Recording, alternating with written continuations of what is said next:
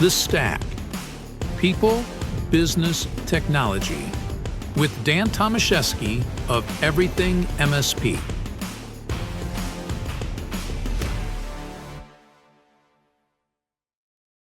Hello, everyone. I am Dan Tomaszewski, and welcome to another episode of The Stack, your go-to podcast for empowering MSPs through a perfect blend of people, business, and technology.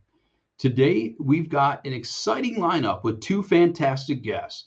First on the list is Joe Saunders with Perimeter 81. We're going to dive into some crucial topics for MSPs, including CIS Controls, Zero Trust Network Access, SASE, and a whole bunch more. I'm also excited to have Rob Rae from PAX 8 on the show. We'll be discussing PAX 8's upcoming Beyond 24 conference. All right, so let's kick things off. My first guest, we're going to bring in Joe Saunders, who is with Perimeter 81, which is a checkpoint company. Joe, welcome. How are you doing today? Hey, Dan. Thanks for having me on. Doing excellent here. Excellent. And we're going to talk about some very important topics that MSPs need to continue to educate themselves about, continue to evolve in their businesses. Security is an area that's just obviously ever evolving at rapid speed, and it changes in the blink of an eye. So one of the things that we're not going to drill too much into CIS controls. We're going to talk about it a little bit and touch on it. But it's a structured approach for enhancing cybersecurity. Now, for MSPs overall, implementing this isn't just about any kind of compliance requirements, but overall it's about ensuring security, and the security of their client environments. As mentioned, cyber threats are evolving rapidly, and as MSPs, we must be much more proactive and have a much more proactive approach to security. And and the framework certainly helps to achieve that, but it's long are those days of being reactionary. It should go without saying, but it's certainly an area that being proactive should be at the forefront of our minds in all that we do. When we take a look at this, what are some of your thoughts in this area? Yeah, that's a great question. We've recently done a few webinars, and there's been a big buzz in the industry around CIS controls and the MSP community for a few different reasons that I can see.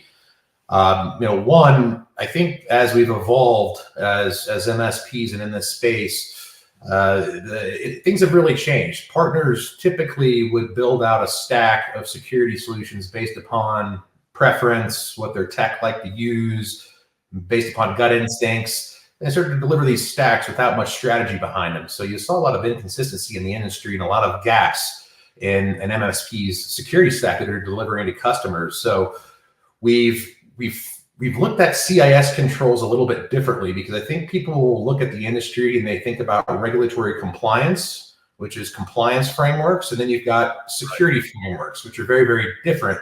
So CIS is a very generalized framework that goes and expands across the entire footprint of the network on premise and to the cloud, and gives MSPs a strategy on how they can secure themselves and their customers. And it gives them a methodological approach to building out a stack based upon the best cybersecurity practices in the industry today. Okay. Yeah, absolutely. And, I guess let's drill down a little bit into an area of ZTNA, Zero Trust Network Access, a security model that ultimately assumes that there's no trust in the network, regardless of whether it's someone internal or external, the network overall. But this approach applies well to the framework, but it also ultimately emphasizes that continuous verification of not only users but devices. Overall, implementing Zero Trust Network Access, it allows MSPs to enhance their security posture, right? Reduce the risk of unauthorized access to sensitive data. thinking through zero trust, what would you say overall in the market? What kind of trends are you seeing around zero trust? Yeah, I'm glad you asked that. Over my time, I've spent the last 17 years working for various different channel companies, helping partners. And I think partners have gravitated towards the usual things that every customer needs. Everybody needs endpoint security, email security, a firewall, backup, all these things that really, every company needs and that it's essential. Now, I think we're starting to see a big shift towards focusing on ZTNA and network security for a few reasons.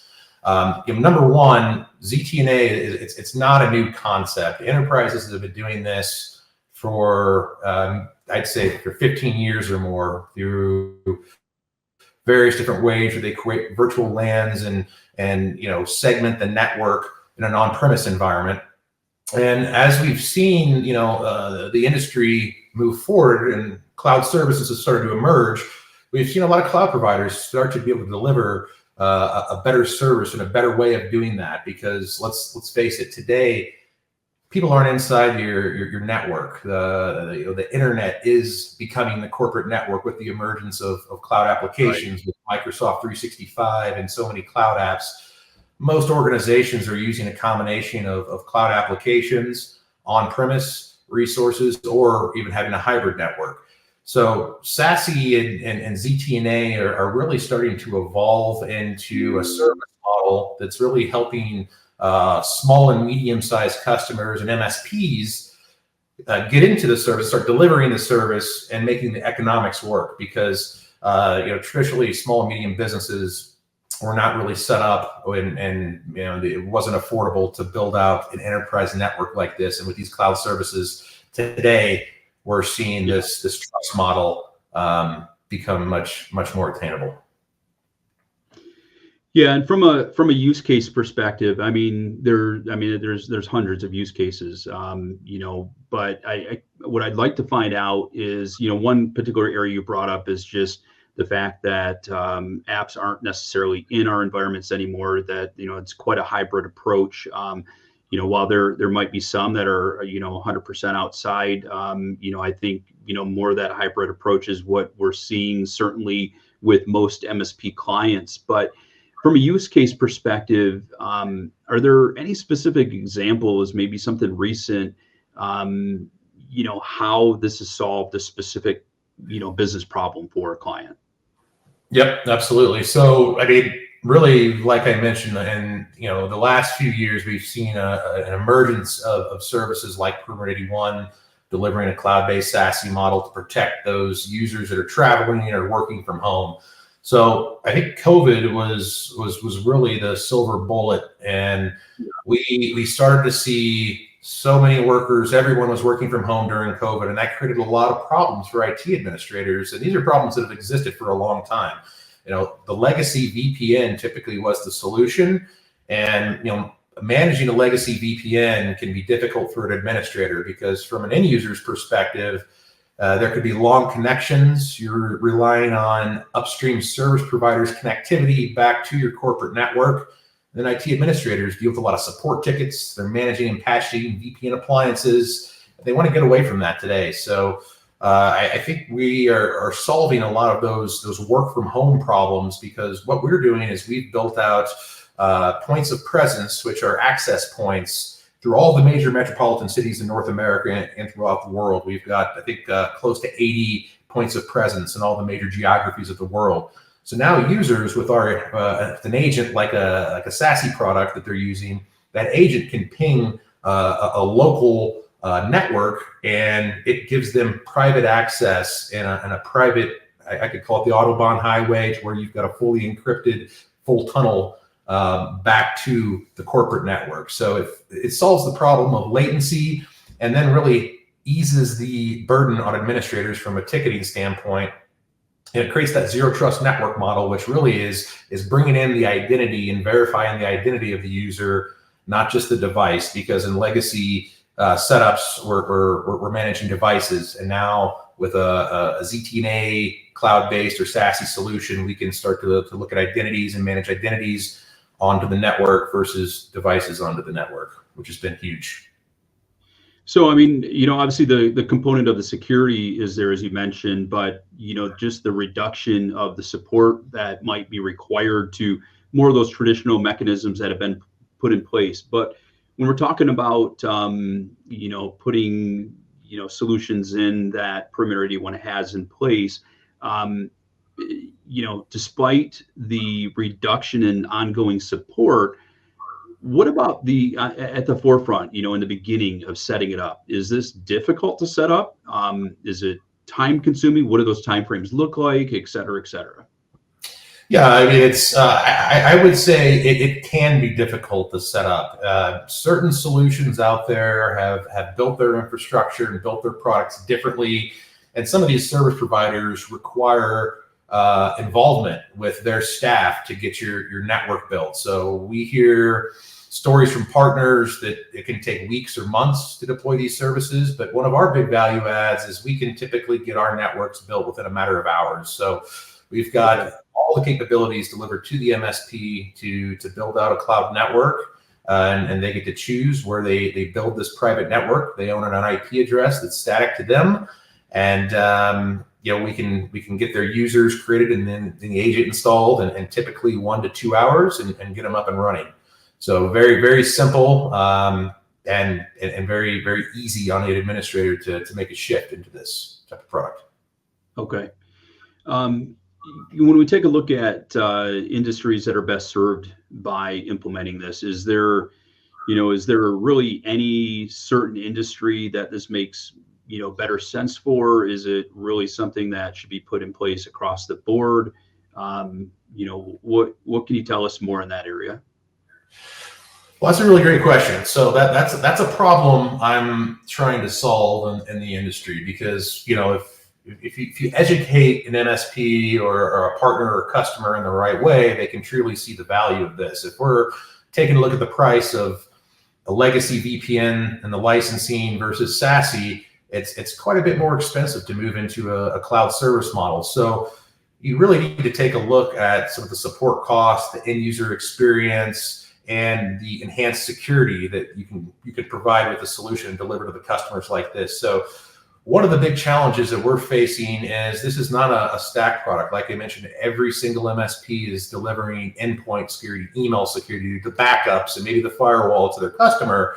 But most of them today still are not protecting those users who are connecting to cloud apps and connecting back to the infrastructure, encrypting their traffic back to the network. And that is one of the number one vulnerabilities, and protecting the Wi-Fi connection and the internet connection back to your network is probably a top 3 area on how a breach would occur. So, folks are phishing the network, and we really need to educate MSPs to help them build this into their stack because we feel like it's essential for every customer. So not just the regulated industries, but those have been the first to adopt this. So we see a lot in finance and banking, retail, construction, manufacturing, medical. Anybody with regulatory compliance typically has the requirements to have a VPN and encrypt all of that traffic back to their network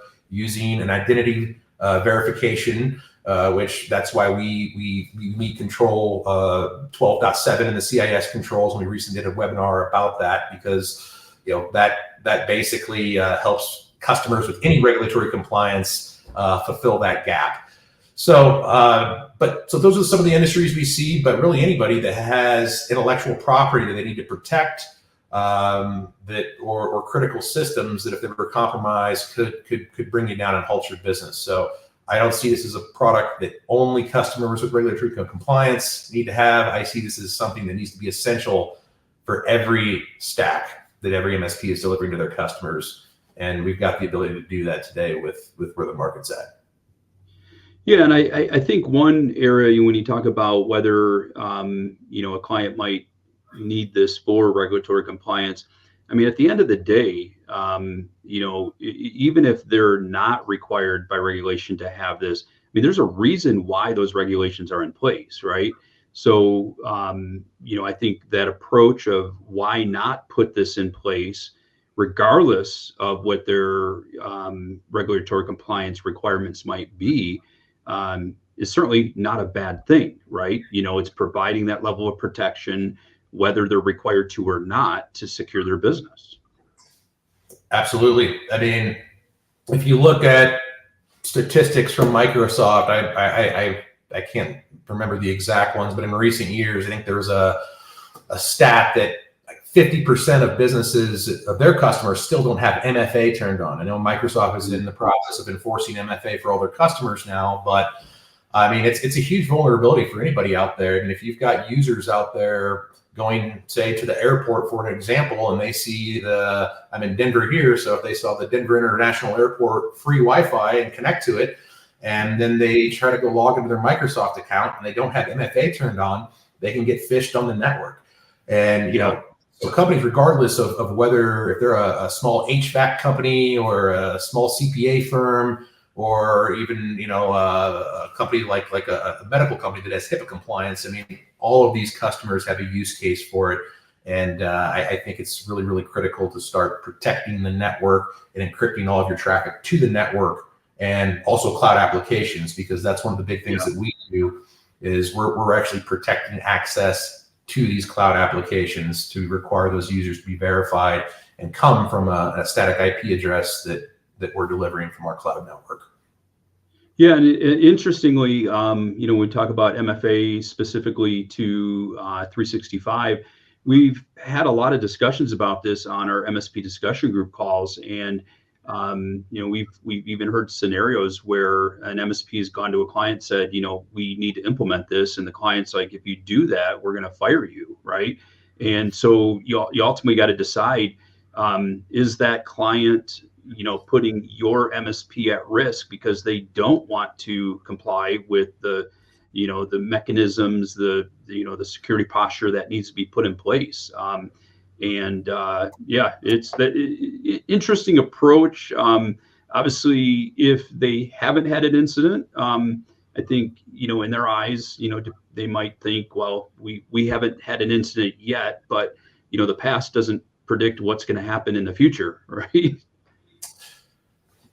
I love the point. That's actually one of the comments I was going to mention on your last question is, sadly enough, the customers that don't have the regulatory compliance, we see them coming in because they had an incident. They had something that happened, they had an insurance claim, and then they were recommended to deliver zero trust network access to solve the problem moving forward.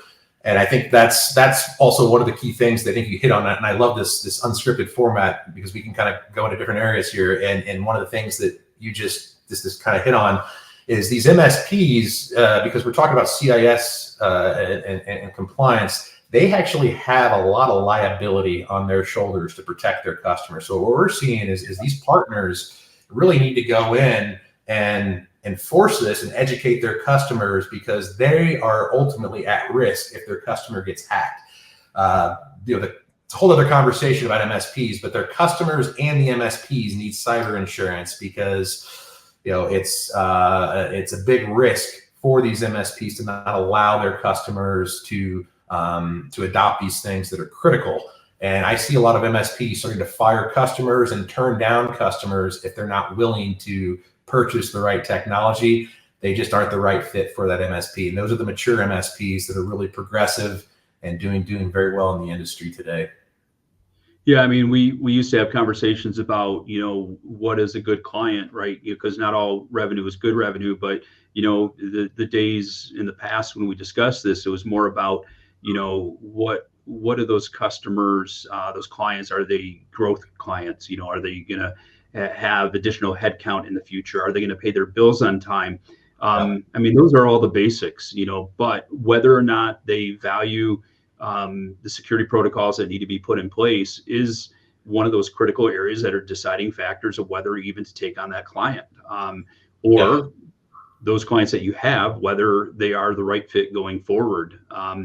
So when we take a look at all this, Perimeter 81 has been around and now and provides a great level of service that can help in these areas. But for those that might not be familiar with Perimeter 81, can you give us, 1 to 2 minute elevator pitch of what you guys do and the value that you provide to MSPs? Absolutely. So it's pretty simple. If you understand a VPN, we are a cloud-based VPN with a variety of different security services wrapped around it. So we fall into the SASE category. So if you follow the industry analysts, Gartner and Forrester, and you're going to be familiar with what SASE is, which really means you're delivering a cloud-based VPN that integrates with an identity provider. So you're checking the identity for who's accessing the network. And then you're also delivering a cloud-based firewall and web security services. So that's what we're doing, is we're helping protect users that are working from remote locations or working from home by putting an always-on VPN client onto their machine, so that user, no matter where they are protected. So we're protecting them from malicious Wi-Fi networks, man-in-the-middle attacks, and we're encrypting all of that traffic back to the network through a high-speed backbone that we've developed architecturally. So we've got private access into all the major public infrastructure and private infrastructure facilities throughout the globe.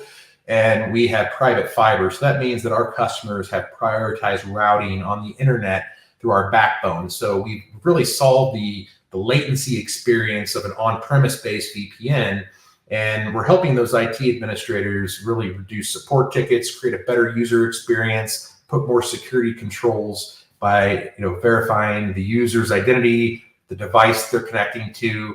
And then we build a zero trust network access. So we're segmenting out the network because it's really important to do that. It's historically been something that a lot of enterprises have done, and a lot of them haven't done. I mean, if you've heard about a lot of the attacks that have happened, it's because the network wasn't segmented. And lateral movement is probably the biggest one you hear about, is when somebody figures out how to get into your network, and then they're pinging your network looking for assets that might have high IP value, and financial systems or customer databases and those types of things. So we can solve that problem by giving all users no access to anything, and then creating a whitelist, giving the right users and the right departments of the company access to the resources they need.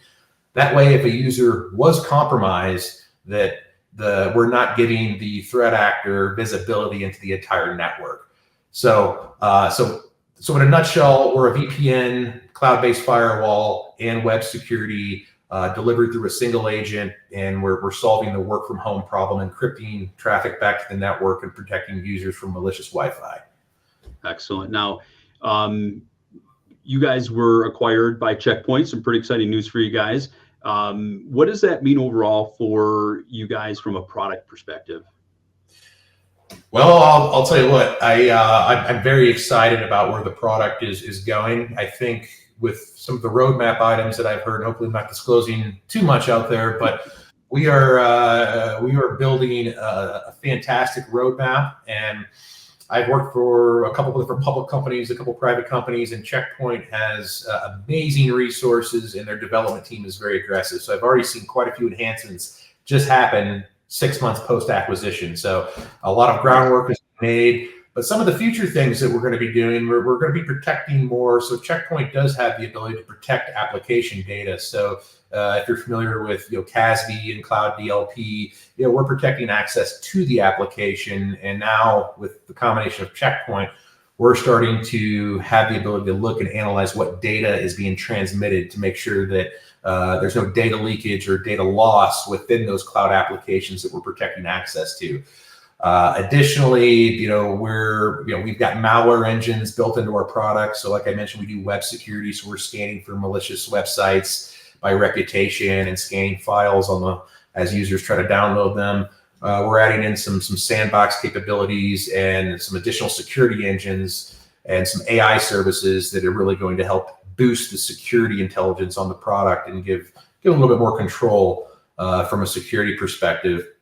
And I think the long-term play is Check Point has a security connected platform. So Check Point has dozens of products, and all of them feed into one central management portal. So We've just completed some integrations with the Checkpoint Infinity portal, which integrates with all the other Checkpoint products. And as a $16 billion business and customers all around the world, all Checkpoint products need to feed into this product for the true security connected message. And I think once that integration is finalized in the coming months, it's going to be very, very huge for our customers. And we're going to see the adoption really accelerate.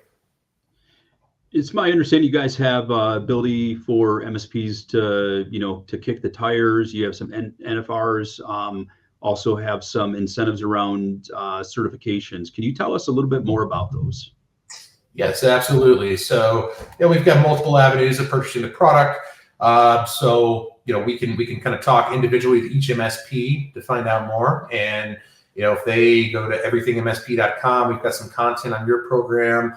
They can also reach out to partners at perimeter81.com or directly to me, and we can have a conversation. But some of the incentives we do have NFRs. So all of our partners, we want to encourage them to start protecting their environments first. We see a lot of partners that are using contractors. This is a perfect use case to not put your contractor onto your network, to start to protect your PSA and your RMM and your internal applications.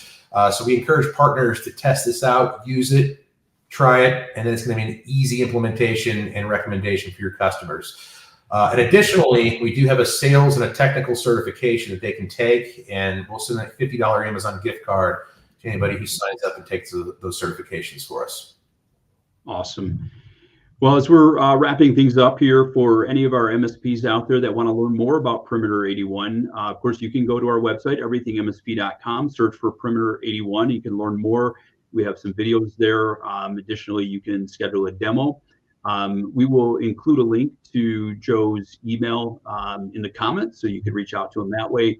Additionally, if you go directly to perimeter81.com, you can learn more. So, Mr. Joe Saunders, thank you so much for all of your knowledge and great discussion today. Greatly appreciate it. Any parting words from you? No, Dan, I think this is a good conversation. We just dipped our toes in the water. So really looking forward to having more conversations and deeper dives about use cases with any MSPs out there. So want to encourage anybody who's watching the video to reach out and let's have a conversation. And that's it. Thanks for having me on the show, Dan. Thank you so much, Joe. I greatly appreciate it. We'll talk to you soon. All right, everybody. We are going to move on to our next topic here. Next up, we're going to talk about a great event coming up, the PAX 8 Beyond 24 conference. And at this point, I'm going to bring in Mr. Rob Rae, Corporate Vice President of Community and Ecosystems with PAX 8. How you doing today, Rob? I'm doing very well. Thanks, Dan. Awesome. It's good to see you. Looking forward to just less than a month from now. You guys have a pretty big event coming up, the Beyond 24 happening in Denver. It's going to be June 9th through the 11th, if I'm correct. That is correct. Yeah. Very cool. So I'm sure you're busy these days in preparations for that, right? Oh yeah, no, it's not. It's something that generally requires a team of people a full year to get going. But yeah, we're excited. We're in a good spot. It's coming together quite nicely, so I'm very excited about it. Nice. So for our audience out there that hasn't been to a Beyond event, especially since it's newer, this is going to be your second annual. I know last year was quite an amazing event, and I'm sure in true Rob Rae fashion, you guys just continue to make it better and better and better. So, what's coming up this year? What can our audience expect to see on it? Yeah, good. It is our second annual. So last year was our first. This was actually something that was planned pre-pandemic, and then of course everything shut that down, and we only got our first opportunity to do it again in 2023. We had 1,000 MSPs last year in Denver, Colorado. This year it's grown by about 50%, so we'll have 1,500 MSPs. Pretty close to selling out actually at this point. But 1,500 MSPs. We got about 102 vendors, I believe, that are sponsoring, and then so probably about 2,000, 2,500 people total, including staff, will be in Denver, like you said, on June 9th.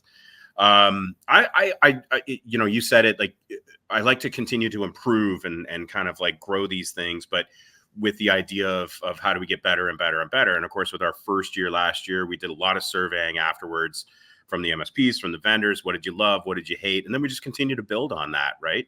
What is it that people want out of it? You know, we had a great inaugural event.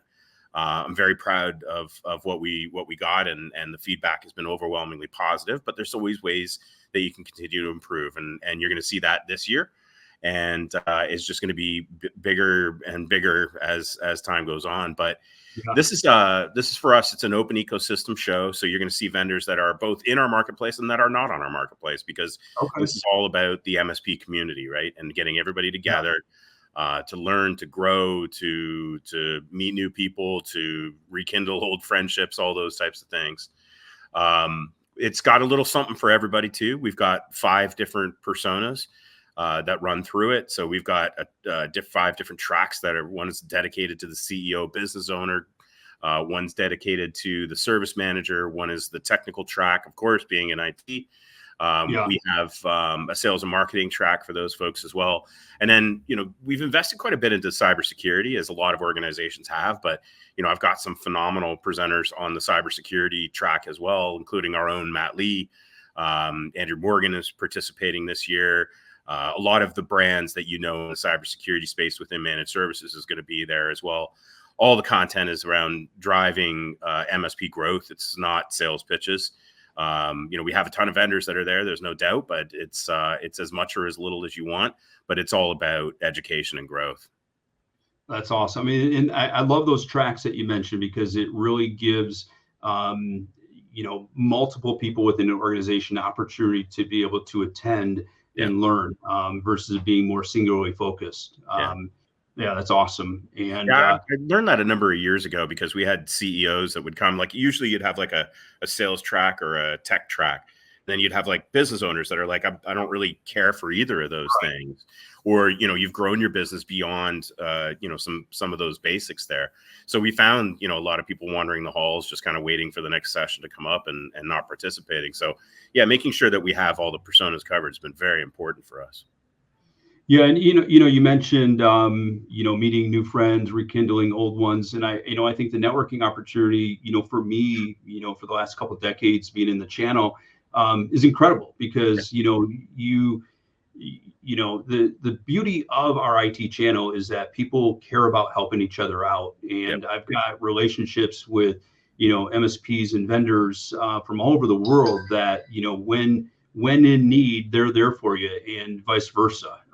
So I love that component of it. Yeah, absolutely. And as our industry's grown, I think that's only become bigger and bigger. So, you know, it's a significant investment to make sure that we've got it. And hell, I mean, look at my job title. I'm CVP of communities. Like, that role doesn't exist in most industries, right? There's nobody focused on building a community, but it's thriving here in the MSP space. That's awesome.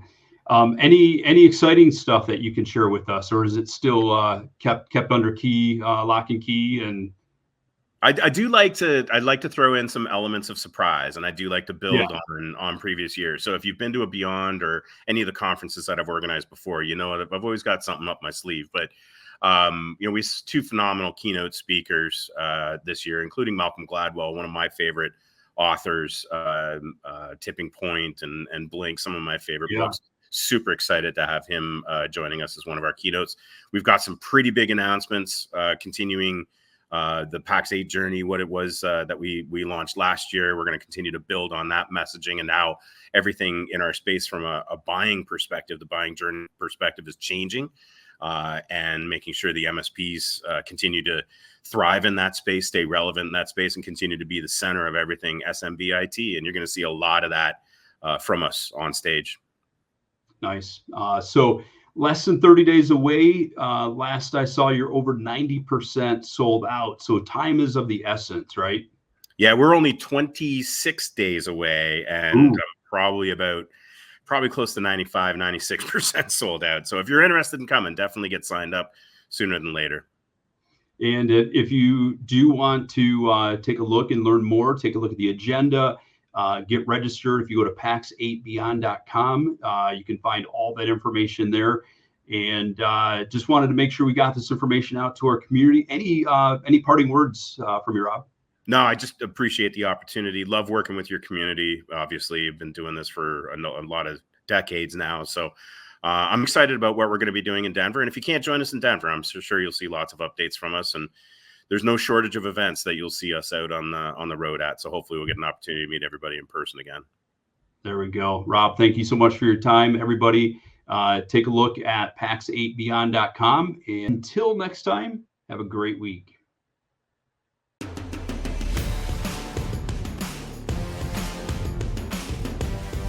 Thank you for listening to The Stack.